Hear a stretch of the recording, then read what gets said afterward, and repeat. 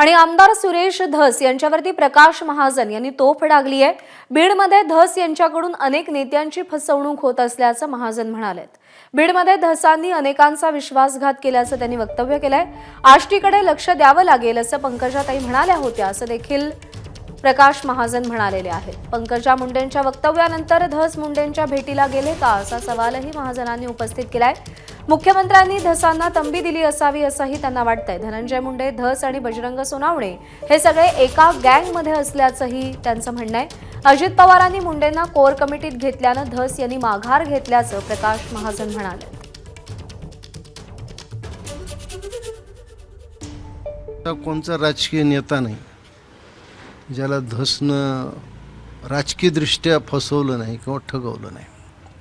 प्रत्यक्ष त्यांनी धनंजय मुंडे असो, पंकजा मुंडे असो यांच्यावर बरंच तोंडसुख घेतलं। भ्रष्टाचाराविषयी, मग त्यांच्या विधानसभेच्या निवडणुकीविषयी या सगळ्या गोष्टी बोलून त्यांनी जनमत आपल्या बाजूनं कसं होईल याचा फायदा त्यांनी त्यात उचलला।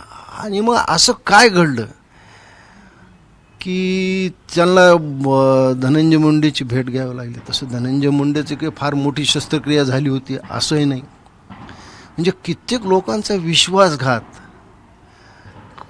हा धसानी केला। एबीपी माझा, उघडा डोळे बघा नीट।